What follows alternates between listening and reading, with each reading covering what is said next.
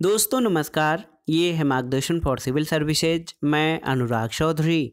दोस्तों लूसेंट जी के सामान्य ज्ञान श्रृंखला के अंतर्गत इस वीडियो में प्रस्तुत है प्राचीन भारत के इतिहास का महत्वपूर्ण टॉपिक वैदिक सभ्यता एवं महाजनपदों के उदय से संबंधित महत्वपूर्ण तथ्य एवं जानकारी, जो आपके आगामी सभी परीक्षाओं के लिए बहुत ही उपयोगी हैं। तो आइए शुरू करते हैं आज का वीडियो। वैदिक सभ्यता एवं महाजनपदों के उदय से संबंधित महत्वपूर्ण प्रश्न। सबसे पहले इसमें हम वैदिक सभ्यता से संबंधित महत्वपूर्ण प्रश्नों को कवर करेंगे। दोस्तों देखिए, वैदिक काल का विभाजन दो भागों में ऋग्वैदिक काल और उत्तर वैदिक काल में किया गया है। याद रखिएगा, वैदिक काल का विभाजन दो भागों ऋग्वैदिक काल समय काल 1500 से 1000 ईसा पूर्व और उत्तर वैदिक काल 1000 से 600 ईसा पूर्व में किया गया है। और आर्य सबसे पहले पंजाब और अफगानिस्तान में बसे थे। एक विद्वान हैं, जर्मन विद्वान मैक्स मूलर ने आर्यों का मूल निवास स्थान मध्य एशिया को माना है। और दोस्तों आर्यों द्वारा निर्मित सभ्यता वैदिक सभ्यता कहलाई और यह एक ग्रामीण सभ्यता थी और आर्यों की भाषा संस्कृत थी। तो याद रखिएगा, आर्य सबसे पहले पंजाब और अफगानिस्तान में बसे थे। मैक्स मूलर ने आर्यों का मूल निवास स्थान मध्य एशिया को माना है और आर्यों द्वारा निर्मित सभ्यता वैदिक सभ्यता थी। यह एक ग्रामीण सभ्यता थी और आर्यों की भाषा संस्कृत थी। दोस्तों एक महत्वपूर्ण तथ्य आपकी जानकारी के लिए कि आर्य शब्द भाषा समूह को इंगित करता है। याद रखिएगा, आर्य शब्द भाषा समूह को इंगित करता है। आर्य का अर्थ होता है श्रेष्ठ अथवा भद्र। देखिए, आर्यों के प्रशासनिक इकाई को आरोही क्रम से 5 भागों में बांटा गया था। देखिए, इसमें कुल, ग्राम, विष, जन और राष्ट्र तो बहुत ही महत्वपूर्ण है। आर्यों के प्रशासनिक इकाई आरोही क्रम से इन 5 भागों में बटा था, जिसमें कुल, ग्राम, विष, जन और राष्ट्र था। आप देख लीजिए, इसमें ग्राम के मुखिया को ग्रामीणी, विष का प्रधान विषपति और जन के नायक को या जन के शासक को राजन कहा जाता था। राज्याधिकारियों में पुरोहित और सेनानी प्रमुख थे और वशिष्ठ जो थे वो रूढ़िवादी और विश्वामित्र उदार पुरोहित थे। याद रखिएगा कि आर्यों के समय में जो राज्याधिकारी थे उसमें पुरोहित और सेनानी बहुत ही महत्वपूर्ण थे। इनमें वशिष्ठ रूढ़िवादी पुरोहित और विश्वामित्र उदार पुरोहित थे। सूत, रथकार और कम्मादि नामक अधिकारी रत्नी कहे जाते थे और इनकी संख्या राजा सहित करीब 12 हुआ करती थी। तो सूत, रथकार और कम्मादि आदि अधिकारी जो थे वो रत्नी के नाम से अभिहित किए जाते थे। इनकी संख्या राजा सहित करीब 12 हुआ करती थी। दोस्तों यहाँ पर देखिए, पुरप जो है ये दुर्गपति और अश्पस जनता की गतिविधियों को देखने वाले गुप्तचर होते थे। पुरप दुर्गपति को कहा जाता था जो दुर्ग का स्वामी था और अश्पस ये जनता की गतिविधियों को देखने वाले गुप्तचर होते थे। वैदिक काल में वाजपति ये गोचर भूमि का अधिकारी होता था और उग्र जो था ये अपराधियों को पकड़ने का कार्य करता था। दोस्तों आप जान लीजिए कि ऋग्वेद में किसी तरह के न्यायाधिकारी का उल्लेख नहीं है। अब आइए यहाँ पर देख लेते हैं दिशा, उत्तर वैदिक शब्द और राजा का नाम। ये भी बहुत ही महत्वपूर्ण है। देखिए, पूर्व दिशा को उत्तर वैदिक शब्द प्राची के नाम से जाना जाता था और इसके राजा को सम्राट कहते थे। पश्चिम दिशा का उत्तर वैदिक शब्द प्रतीचि था और राजा का नाम स्वराष्ट्र होता था। उत्तर दिशा में जो उत्तर वैदिक शब्द प्रयोग होता था उदीची और उत्तर दिशा के राजा को विराट कहते थे। मध्य दिशा के जो शासक होते थे उनको राजा और दक्षिण दिशा के शासक या राजा को भोज कहा जाता था। दोस्तों जान लीजिए कि सभा और समिति जो थी ये राजा को सलाह देने वाली संस्थाएं थीं। बहुत ही महत्वपूर्ण है, सभा और समिति राजा को सलाह देने वाली संस्था थी। सभा श्रेष्ठ और संभ्रांत लोगों की संस्था थी, जबकि समिति सामान्य जनता का प्रतिनिधित्व करती थी और इसके अध्यक्ष को ईशान कहा जाता था। स्त्रियां सभा और समितियों में भाग ले सकती थीं। युद्ध में कबीले का नेतृत्व राजा करता था और युद्ध के लिए गविष्ट शब्द का प्रयोग किया गया है, जिसका अर्थ होता है गायों की खोज। दोस्तों, एक महत्वपूर्ण युद्ध है जो प्राचीन इतिहास में उसका उल्लेख कई जगह आया है, दशराग्य युद्ध। दशराग्य युद्ध का उल्लेख ऋग्वेद के 7वें मंडल में किया गया है। यह युद्ध परुश्री, वर्तमान में रावी नदी के तट पर सुदास और 10 जनों के बीच लड़ा गया था, जिसमें सुदास विजयी हुआ था। ऋग्वैदिक समाज 4 वर्णों में विभक्त था। ये वर्ण थे ब्राह्मण, क्षत्रिय, वैश्य और शूद्र, और ये विभाजन व्यवसाय पर आधारित था। ऋग्वेद के 10वें मंडल के पुरुष सूक्त में चतुर्वर्णों का उल्लेख मिलता है। इसमें कहा गया है कि ब्राह्मण परम पुरुष के मुख से, क्षत्रिय उसकी भुजाओं से, वैश्य उनकी जांघों से और शूद्र उनके पैरों से उत्पन्न हुए हैं। आर्यों का समाज जो था वो पितृप्रधान था। समाज की सबसे छोटी इकाई परिवार या कुल होता था और इसका मुखिया पिता होता था, जिसे कुलप कहा जाता था। स्त्रियां इस काल में अपने पति के साथ यज्ञ कार्य में भाग लेती थीं। बाल विवाह और पर्दा प्रथा का प्रचलन वैदिक काल में नहीं था और विधवा अपने मृतक पति के छोटे भाई यानी देवर से विवाह कर सकती थी। स्त्रियां शिक्षा ग्रहण करती थीं और ऋग्वेद में लोपामुद्रा, घोषा, सिक्ता, अपाला, विश्वास जैसी विदुषी स्त्रियों का वर्णन है और गार्गी ने याज्ञवल्क को वाद विवाद की चुनौती दी थी। दोस्तों, वैदिक काल में जीवन भर अविवाहित रहने वाली महिलाओं को अमाजु कहा जाता था और जीविकापार्जन के लिए वेद वेदांग पढ़ाने वाले अध्यापक उपाध्याय कहे जाते थे। यहाँ पर देख लीजिए उपनिषदों की कुल संख्या कितनी है, तो उपनिषदों की कुल संख्या 108 है, महापुराणों की संख्या 18 है और वेदांग की संख्या 6 है। और दोस्तों, प्रमुख दर्शन और उनके प्रवर्तकों के बारे में जान लेते हैं। चारवाक दर्शन, इसके प्रवर्तक चारवाक थे। योग दर्शन के प्रवर्तक महर्षि पतंजलि, सांख्य दर्शन के कपिल, न्याय दर्शन के प्रवर्तक गौतम, पूर्व मीमांसा के प्रवर्तक जैमिनी, उत्तर मीमांसा दर्शन के बादरायण और वैशेषिक दर्शन के प्रवर्तक कणाद थे। दोस्तों, आर्यों का जो मुख्य पेय पदार्थ होता था ये सोमरस था और ये वनस्पति से बनाया जाता था। आर्य मुख्यतः 3 प्रकार के वस्त्रों का प्रयोग करते थे। पहला वास, दूसरा अधिवास और तीसरा उषरीण। तो दोस्तों, अंदर पहनने वाले कपड़े को नीवी कहा जाता था। याद रखिएगा, आर्य 3 प्रकार के वस्त्रों का प्रयोग करते थे, वास, अधिवास और उषरीष। अंदर पहनने वाले कपड़े को नीवी कहा जाता था। दोस्तों, आर्यों के मनोरंजन के मुख्य साधन में संगीत, रथ दौड़, घुड़दौड़ और द्यूत क्रीड़ा थी। आर्यों का मुख्य व्यवसाय पशुपालन और कृषि था और आप जानते हैं आर्य सभ्यता जो है ग्रामीण सभ्यता थी और इसमें जो आर्यों का मुख्य व्यवसाय कृषि और पशुपालन था। महर्षि कणाद, दोस्तों महर्षि कणाद जिन्हें कि वैशेषिक दर्शन का प्रवर्तक कहा जाता है, महर्षि कणाद को भारतीय परमाणुवाद का जनक कहा गया है और गाय को अघन्या यानी न मारे जाने योग्य पशु की श्रेणी में रखा गया था। गाय की हत्या करने वाले या उसे घायल करने वाले के लिए वेदों में मृत्युदंड अथवा देश से निकाले जाने की व्यवस्था की गई है। आर्यों का प्रिय पशु घोड़ा और सर्वाधिक प्रिय देवता इंद्र थे और आर्यों द्वारा खोजी गई जो धातु थी वो लोहा थी, जिसे श्याम अयस कहा जाता था। तांबे को लोहित अयस कहा जाता था। बहुत ही महत्वपूर्ण है दोस्तों।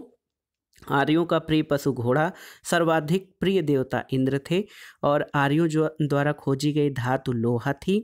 तांबे को लोहित अयस और लोहे को श्याम अयस कहा जाता था। यहाँ पर आप देख लीजिए ऋग्वैदिक कालीन नदियाँ, इनके प्राचीन और आधुनिक नामों के बारे में। दोस्तों, ऋग्वेद में जो ऋग्वैदिक काल की नदी कृभु थी, इसको आधुनिक रूप में दोस्तों कुर्रम के नाम से, कुभा काबुल, वितस्ता झेलम, अस्किनी चिनाब, परुष्णी नदी राबी, शत्रुद्र सतलज और वैदिक कालीन नदी विपाशा ब्यास, सदानीरा गंडक, दृशद्वती घग्घर, और गोमल को गोमती तथा सुवस्तु को स्वात नाम से वर्तमान में जाना जाता है। और दोस्तों, व्यापार के लिए दूर दूर तक जाने वाले व्यक्ति को पणी कहते थे। लेन देन में वस्तु विनिमय की प्रणाली प्रचलित थी। ऋण देकर ब्याज लेने वाले को वेकनाट यानी सूदखोर कहा जाता था। और देखिए, मनुष्य और देवता के बीच मध्यस्थ की भूमिका निभाने वाले देवता के रूप में अग्नि की पूजा की जाती थी। एक महत्वपूर्ण तथ्य है, ऋग्वेद में उल्लिखित नदियों में सरस्वती सबसे पवित्र नदी मानी जाती थी। ऋग्वेद में गंगा का 1 बार और यमुना का उल्लेख 3 बार हुआ है और इसमें सिंधु नदी का उल्लेख सर्वाधिक बार हुआ था। दोस्तों, उत्तर वैदिक काल में इंद्र के स्थान पर प्रजापति, देखिए, इंद्र के स्थान पर प्रजापति सर्वाधिक प्रिय देवता हो गए थे। विष्णु के 3 पगों की कल्पना का विकास उत्तर वैदिक काल में हुआ था। जहाँ वैदिक काल में इंद्र सबसे प्रमुख देवता थे, वहीं उत्तर वैदिक काल में इंद्र के स्थान पर प्रजापति सर्वाधिक प्रिय देवता हो गए और विष्णु के 3 पगों की कल्पना का विकास उत्तर वैदिक काल में हुआ है। उत्तर वैदिक काल में राजा के राज्याभिषेक के समय राजसूय यज्ञ का अनुष्ठान किया जाता था और उत्तर वैदिक काल में वर्ण व्यवसाय की बजाय जन्म के आधार पर निर्धारित होने लगे थे। आइए देखते हैं ऋग्वैदिक कालीन देवता और उनकी विशेषता या संबंध के बारे में। देखिए दोस्तों, इंद्र जो हैं वो युद्ध के नेता और वर्षा के देवता के रूप में, अग्नि देवता और मनुष्य के बीच मध्यस्थ के रूप में, वरुण, दोस्तों वरुण जो हैं ये पृथ्वी और सूर्य के निर्माता, समुद्र के देवता, विश्व के नियामक और सत्य के प्रतीक, ऋतु परिवर्तन और दिन रात के कर्ता के रूप में, देव आकाश का देवता जो कि सबसे प्राचीन देवता है, सोम वनस्पति देवता, उषा प्रगति और उत्थान देवता, अश्विन विपत्तियों को हरने वाले देवता, पूषण ये पशुओं के देवता, विष्णु विश्व के संरक्षक और पालनकर्ता और मरुत जो हैं ये आंधी तूफान के देवता रहे। तो ये थे ऋग्वेद काल के प्रमुख देवता और उनकी विशेषताएं। दोस्तों, उत्तर वैदिक काल में हल को सिरा और हल रेखा को सीता कहा जाता था और उत्तर वैदिक काल में निष्क और शतमान मुद्रा की इकाइयाँ होती थीं। सिक्कों के चलन का कोई प्रमाण नहीं मिलता है। सांख्य दर्शन भारत के सभी दर्शनों में सबसे प्राचीन है। इसके अनुसार मूल तत्व 25 हैं, जिसमें प्रकृति पहला तत्व है। दोस्तों देखिए, एक महत्वपूर्ण तथ्य आपके लिए है कि सत्यमेव जयते जो है, जो हमारे राष्ट्रीय चिन्ह का ध्येय वाक्य भी है, सत्यमेव जयते, ये मुंडकोपनिषद से लिया गया है और इसी उपनिषद में यज्ञ की तुलना फूटी नाव से की गई है।